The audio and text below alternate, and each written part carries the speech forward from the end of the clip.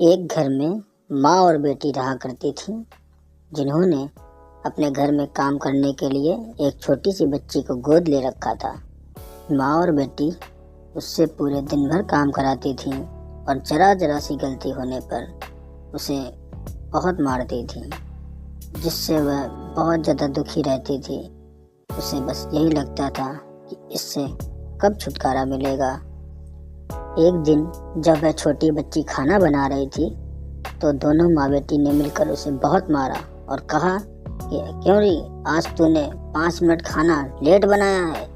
अगर तुझे आज सबक न सिखाया गया तो तू रोज़ जैसा ही करेगी। वह छोटी बच्ची अक्सर सोचा करती थी कि काश उसकी माँ उसके पास होती तो किसी की हिम्मत नहीं थी कि उसके ऊपर हाथ उठा लेता। उस दिन जब माँ बेटी ने मिलकर उस बच्ची को मारा तो वहीं पास से गुजर रहे अदृश्य रूप में जिन्न ने सारा दृश्य देख लिया और आज के इंसान के रूप में भेष बदलकर उस बच्ची के पास गया और उसकी मदद करने के लिए इच्छा जाहिर की। तो उस बच्ची ने उस आदमी से कहा कि आप मेरी कुछ मदद नहीं कर सकते, क्योंकि वो दोनों माँ बेटियाँ एक चुड़ैल के साथ रहती हैं और उसका कोई कुछ नहीं बिगाड़ सकता। तो उस आदमी ने कहा, अगर ऐसा है तो मैं तुम्हें एक जादुई पर्स देता हूँ। इस पर्स को जब तुम रगड़ोगे और जो कुछ भी इच्छा जाहिर करोगे वो उसी वक्त हो जाएगा। और अपने बारे में जानकारी दी कि वह एक जिन्न है और इसके बाद भी जब तुम उन माँ बेटी से ना निपट पाना और तुम्हें लगे कि वो दोनों माँ बेटी तुम पर बहुत ज़्यादा अत्याचार कर रही हैं, तो तुम इस पर्स को जब भी रगड़ोगे और मुझे याद करोगे तो मैं तुम्हारे सामने आ जाऊंगा और फिर मैं इन दोनों से निपट लूँगा। इतना कहकर वह जिन्न वहाँ से चला गया और उस छोटी बच्ची ने उस पर्स को छुपा के रख दिया और सही समय पर उसका इस्तेमाल करने का इंतज़ार करने लगी। फिर अगले दिन जब माँ बेटी ने रोज़ की तरह उस छोटी बच्ची के साथ वैसा ही सलूक किया तो उस छोटी बच्ची से ना रहा गया और माँ बेटी ये जाने के बाद उसने उस पर्स को निकाला और ज़ोर से रगड़ना शुरू किया और इच्छा जाहिर की कि उसकी माँ उसके पास आ जाए। और देखते ही देखते थोड़ी ही देर में उसकी माँ उसके सामने प्रकट हो गई।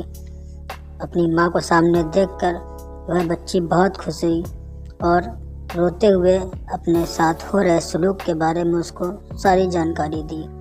उसकी माँ ने कहा, अब तुम चिंता मत करो, अब मैं आ गई हूँ। इन दोनों से कैसे निपटना है मैं बहुत अच्छी तरह जानती हूँ। अब बस तुम देखती जाओ मैं इनके साथ क्या सलूक करती हूँ। तू अपनी माँ को कमज़ोर मत समझ। अगर वो जादूगरनी है तो तेरी माँ भी कम जादूगरनी नहीं है। तू देख मैं किस तरह से उनके जादू टोने का जवाब अपने जादू से देती हूँ। और जो उनके पास वो चुड़ैल है ना, उस चुड़ैल का जवाब भी मेरे पास है।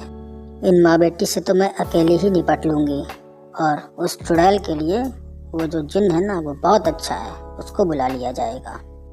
जब माँ बेटी घर आई तो उसकी माँ को देखकर दोनों आग बबूला हो गईं और उन्होंने पूछा कि तूने अपनी माँ को क्यों बुलाया है। तो उसकी माँ ने जवाब दिया कि ये बच्ची शायद आपके पूरे काम को अच्छे से नहीं कर पा रही है और इसके बाद अगर हम दोनों माँ बेटी मिलकर काम करेंगे तो शायद आपको आगे कोई शिकायत का मौका नहीं मिलेगा। तो इससे दोनों माँ बेटी खुश हो और आपस में एक दूसरे से बोला कि चलो अच्छा हुआ, एक नौकरानी की जगह दो नौकरानी हो गई, अब इन दोनों से मिलकर काम कराया जाएगा। एक दिन जब उन माँ बेटी में से उसकी बेटी घर के बाहर गई हुई थी तो उसकी माँ अकेले घर पे थी। तो छोटी बच्ची की माँ ने उस दुष्ट माँ को खूब कायदे से पटक के मारा और अच्छे से धमकी दी कि अगर आगे से तूने फिर से मुझे या मेरी बच्ची को परेशान करने की कोशिश की तो तुझे हमेशा के लिए ख़त्म कर देंगे। इतना सुनते ही वह दुष्ट माँ घबरा गई और घर का सारा काम करने लगी। थोड़ी देर बाद जब उस दुष्ट माँ की बेटी घर आई तो उसने उसको काम करते देखा और उसने अपनी माँ से कहा, अरे वो दोनों नौकरानियाँ कहाँ चली गई, आप क्यों अकेले काम कर रही हैं यहाँ पर। तब उसने सारी जानकारी दी कि उसके साथ ऐसा ऐसा हुआ है और वो दोनों बहुत ज़्यादा खतरनाक हो गई हैं। अगर तुमने इन दोनों का कहना नहीं माना तो हम दोनों मारे जाएंगे। तो ऐसा करते हैं कि इनका कहना मानते हैं और घर का काम ही तो करना है, वो हम लोग कर लेंगे। लेकिन उसकी दुष्ट बेटी ने कहा नहीं, हम लोग इनको सबक सिखाएंगे कि नौकरानी कौन है और मालकिन कौन। और इतना कहते ही वो दोनों घर से बाहर चली गईं। थोड़ी देर बाद उसने अपनी चुड़ैल को भेजा। चुड़ैल को देखते ही वो माँ बेटी समझ गईं कि लगता है बात अब बहुत आगे बढ़ गई है और इस चुड़ैल से निपटने के लिए उसे जिन्न को बुलाना पड़ेगा। पहले तो उसकी माँ ने सोचा कि इस चुड़ैल को खूब कस के उछल कूद कर लेने दो और जब ये खूब थक जाएगी और अपनी शक्ति का सारा प्रदर्शन कर लेगी उसके बाद ही जिन्न को बुलाया जाएगा, क्योंकि मेरे होते हुए ना तो तुझे कोई छू सकता है और ना तेरा कोई कुछ बिगाड़ सकता है।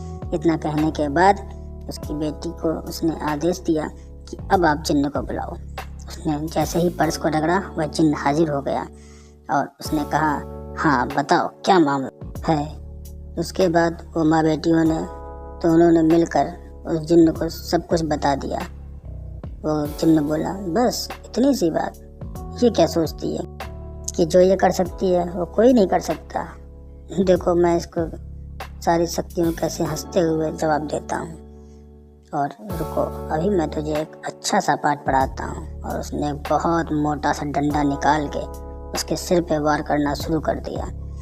वो समझ नहीं पा रही थी चुड़ैल कि अब करे तो करे क्या, क्योंकि उन तीनों के बीच में वह अकेले फंस चुकी थी।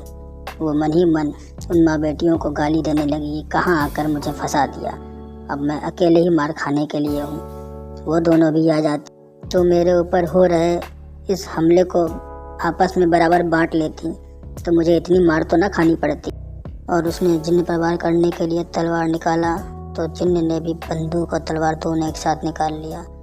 फिर चुड़ैल ने बहुत बड़ी बंदूक जिन्न को दिखाई। फिर जिन्न ने अपना आकार चुड़ैल से बहुत बड़ा कर लिया और अपनी जादुई पर्स निकाल कर चुड़ैल पर लगातार ताबड़तोड़ वार करता ही रहा और उस पर तब तक वार किया जब तक कि वह ख़त्म नहीं हो गई। और उस छोटी बच्ची को वह पर्स फिर से वापस दे दिया और बोला कि अगर भविष्य में फिर तुम्हारे पर कोई संकट आता है तो फिर मुझे याद करना और मैं हमेशा तुम्हारी इसी तरह मदद करता रहूँगा। इसके बाद जब माँ बेटी घर पे आई तो उन्होंने सोचा कि वो दोनों नौकरानियाँ ख़त्म हो चुकी होंगी, लेकिन घर में उन दोनों को देखकर उन माँ बेटी ने समझ लिया था कि उस चुड़ैल के साथ क्या हुआ है। और उन दोनों को डराने के लिए जैसे ही आगे बढ़ी तो उसकी माँ ने उस जादुई पर्स से उन दोनों को एकदम छोटा सा कर दिया। और छोटी बच्ची की माँ बोली कि अगर अभी भी तुम दोनों नहीं सुधरे तो तुम्हारा वही हाल करेंगे जो उस चुड़ैल का किया है। वो दोनों माँ बेटी समझ गईं कि इनके आगे घुटने टेकने के अलावा अब इनके पास कोई दूसरा रास्ता नहीं है और उन्होंने हार मानकर उन दोनों के सामने घुटने टेक दी।